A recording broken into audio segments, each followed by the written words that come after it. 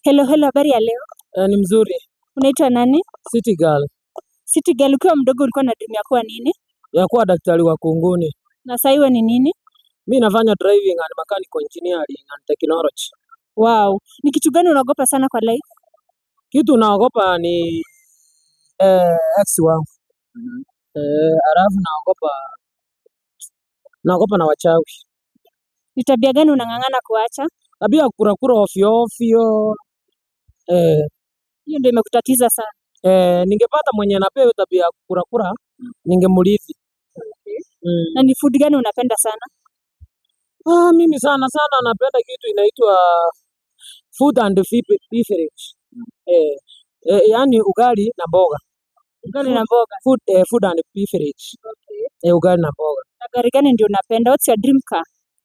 My dream car nile naenda gym. Anaitwa I think V8. Okay.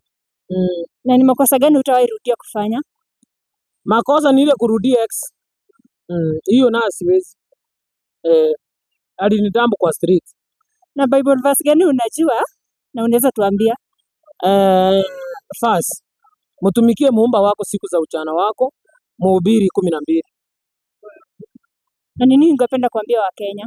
Wakenya nawaambia kitu nataka kama saa hii. Naomba tu kama serikali ingependa iturudishie miaka kama mimi saa hii niko 40 lakini naomba nikarudishiwe 18. Serikali ingekubali hiyo tungekubali.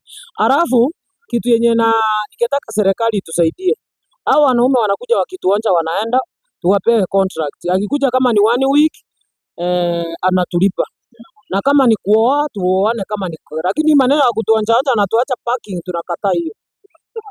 Ni hayo tu kwa sasa. Okay, sawa.